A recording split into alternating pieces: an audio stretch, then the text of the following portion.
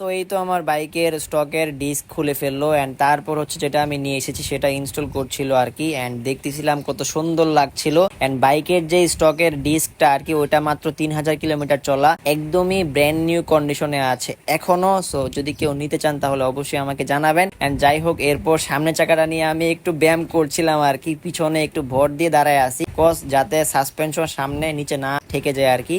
And তারপর সামনে চাকাটা লাগিয়ে ফেললো, টাইট দিল চাকাটা ভালো করে। তারপর এখন মনে করেন যে মেইন কাজ করার পালা। সো ক্লামটা হচ্ছে এইটা, এন্ড বলা যেতে পারে প্লাগ এন্ড প্লে, বাট মনে করেন যে দুইটা বুশ না দিলে নট প্লাগ এন্ড প্লে, মানে টুকটাক কাজ রয়েছে আর কি। এখানে একটা বুশ দিতে হবে আর নিচেও সেম জায়গায় বুশ দেওয়া লাগবে, না হলে কিন্তু চাকা ফ্রি থাকবে না। এন্ড তারপর লেদে চলে গেলাম পাইপ কেটে বুশ বানানোর জন্য। এন্ড এই বুশের সাথে কিন্তু দুইটা ওয়াশারও দিয়েছিলাম, পরবর্তীতে সেই ক্লিপগুলো আসলে নেওয়া হয় নাই। তো যাই হোক, এরপর দুইটা বড় 13 নম্বরের নাট বোল্ট নিয়ে আসলাম, তারপর শান্ত লাগিয়ে দিল সুন্দর করে। এন্ড এরপর সবকিছুই পারফেক্টলি করে দেওয়ার পরে সে এখন যাচ্ছে টেস্ট ড্রাইভে। আমি দেখতেছিলাম কত সুন্দর লাগতেছিল কখন যে বাইকটা রাইড করব। এন্ড তারপর সে রাইড দিয়ে আসার পর বলতেছে সবকিছু ঠিক আছে। এন্ড আজকের মতো ভিডিওটা এই পর্যন্তই। আল্লাহ হাফেজ, আসসালামু আলাইকুম।